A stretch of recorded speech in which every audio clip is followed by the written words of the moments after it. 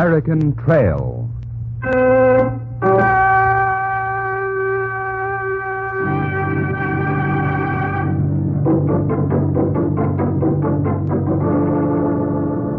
American Trail. Blazed in blood, defended in blood.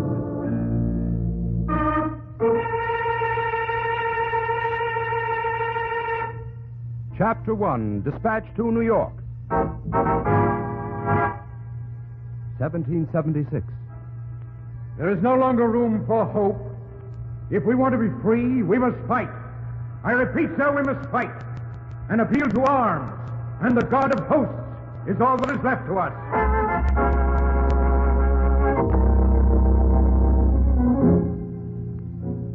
In 1787, almost 9 years later, a stagecoach hurtled along the rough lanes that led from New York to Virginia. Inside the coach sat Tom Farrell, a newspaper reporter from New York City. As he sat there, he planned how he would write the story he would soon send back to his newspaper. Dispatch to the New York Packet. Date line, March 18th, 1787. Your humble servant, being considered by his betters fit to report the events to occur in Philadelphia in May of this year, and having at his disposal a few weeks to spare, is now taking opportunity to travel by stagecoach to Virginia, there to interview one Patrick Henry, an aggressive opponent of the new American Constitution.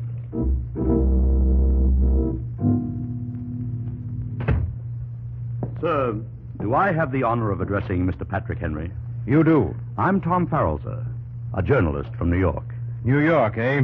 Well, I can't blame you for wanting to come to Virginia. Sit down. Thank you, sir. And let me tell you something. I'm not an overly cautious man, so you'd best mind what you ask me and speak up while I pour a glass of cider. Sir, is it true that you oppose the signing of the Constitution? It is. Would you care to say why? Not at all. The 13 American colonies did not wage a bloody war to win their independence from a foreign king in order to calmly surrender that independence to a central government. It's this idea of one central government ruling all 13 states that I oppose. But, sir, Virginia would be represented in the central government. We want independence, not representation. And I'll oppose this Constitution with as much vigor as I oppose the Royal Crown. The Constitution had not yet been approved or signed. It was still just a piece of paper. And Patrick Henry, in opposing it, was asserting his right as a free man to express his own personal opinion of the most important issue of his day.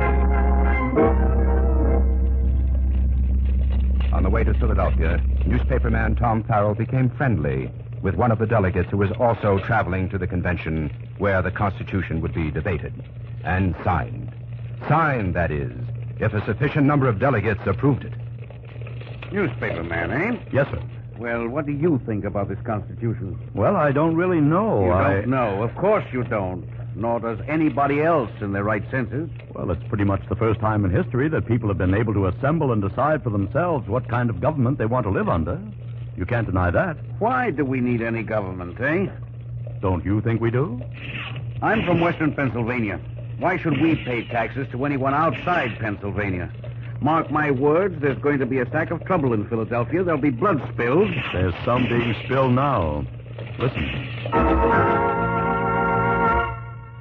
Men who but a few short years ago had fought shoulder to shoulder for independence were now shooting at each other across disputed state lines. Tom Farrell knew that America could not survive unless all the states were united under one central government. A few days later, Tom Farrell sat in one of the crowded taverns of Philadelphia with the delegate who had been his stagecoach companion. Look around, Mr. Farrell. You smell trouble? I was looking at faces. Grim faces, eh? Grim and serious. Not a smiling face here. Keep your eyes on yonder table. See the fellow with one hand touching the hilt of his sword? I'd appreciate it if the gentleman seated opposite me would repeat his previous statement. With extreme pleasure, sir. I'll repeat my statement and my intention, if need be, to defend it with my sword. It is my contention that the southern states have no business joining a union, and that they should be separate and apart from your northern states. Defend yourself! A duel. Tom Farrell, watching the two men, sat there horribly fascinated. Two men slashing at each other with cold steel, fighting to the death over a piece of paper that the Founding Fathers hoped would bind together 4 million people.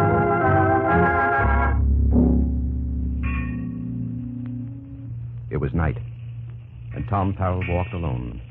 He walked until he found himself in the ghostly silence of the Philadelphia waterfront. He wanted to think and to be alone.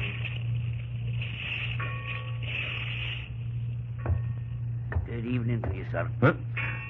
Oh, good evening. A real bit of pleasure seeing a living soul down here.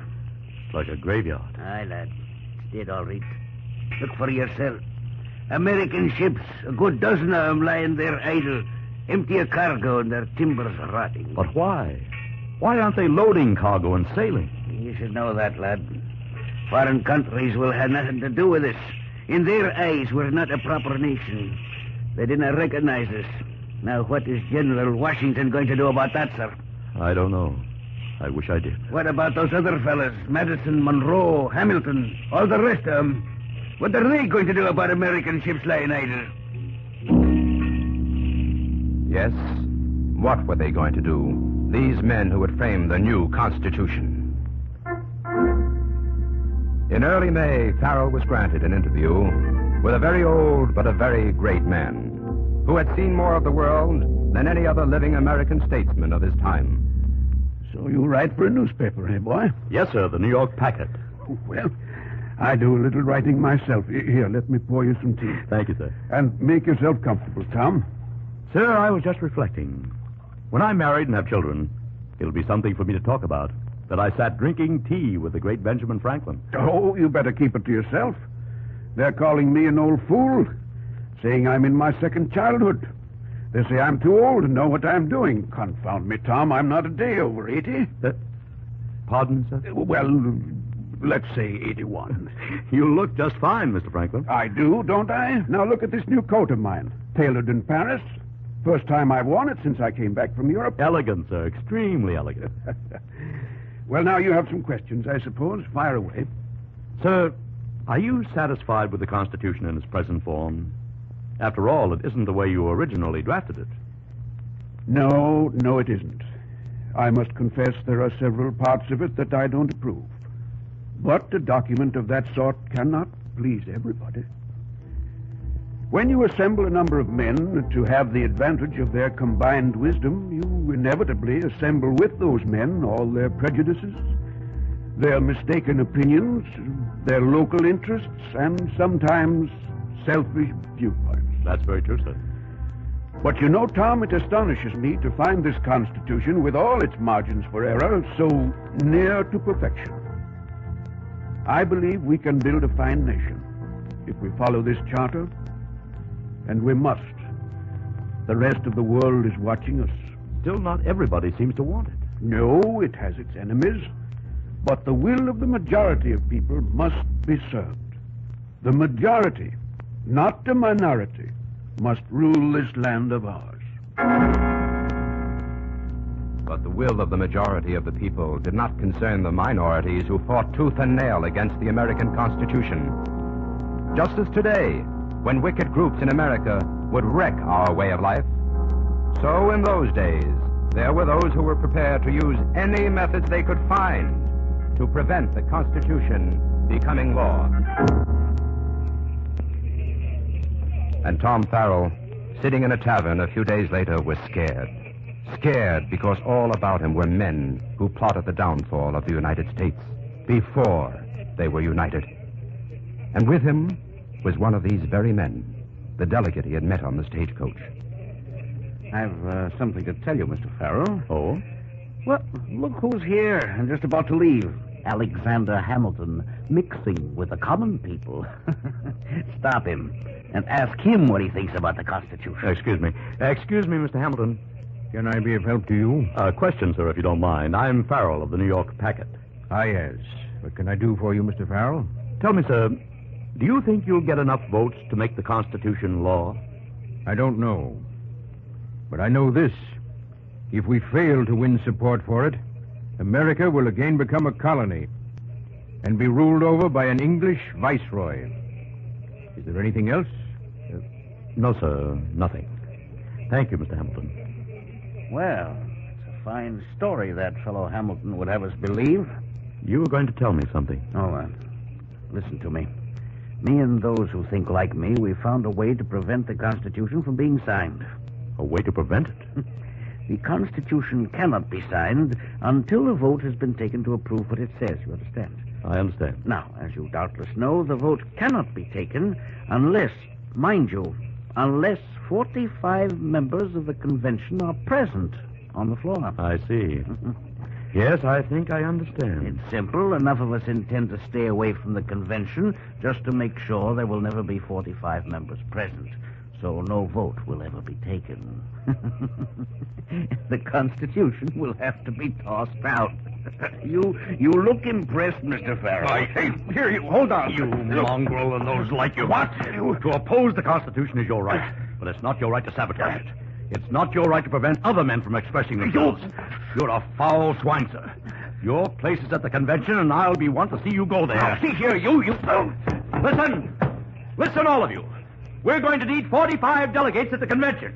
Now, who's with me? Grab every delegate here in this place and drag them to Convention Hall. You'll not drag me anywhere. You'll not ram this Constitution down our throats. You'll be there. I'd like to see you lay your hands on me, sir. Oh! You'll be there, sir. There were a score of divided opinions in that tavern, but the majority of the men wanted to see the Constitution voted on. And they took hold of the rebel delegates there and dragged them all the way to the convention hall to make sure the required 45 delegates were present, enough to take a vote one way or another.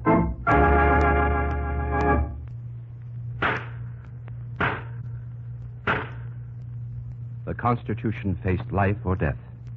For the first time in many long weeks, there was a silence at the convention.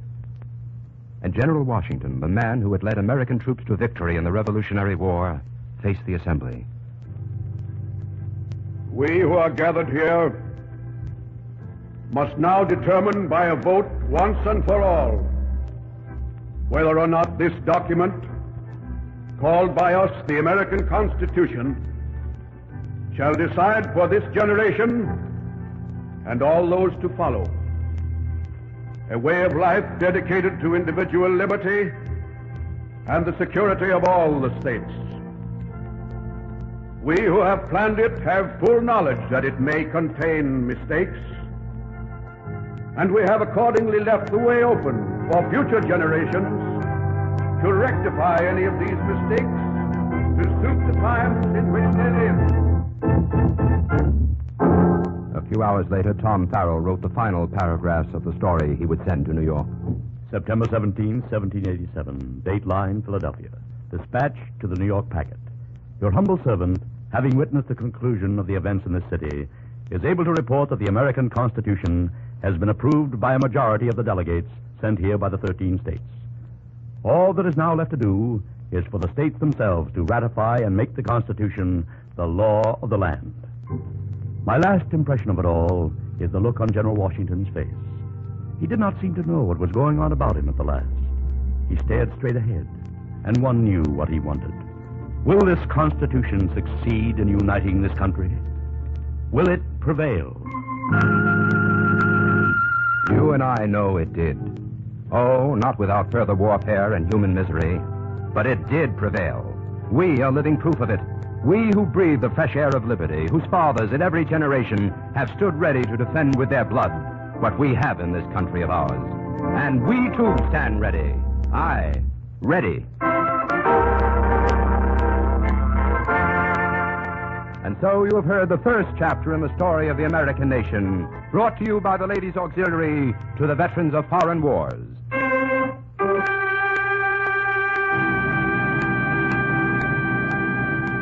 Next week, another story to make you proud of this great country of ours as we follow the American Trail.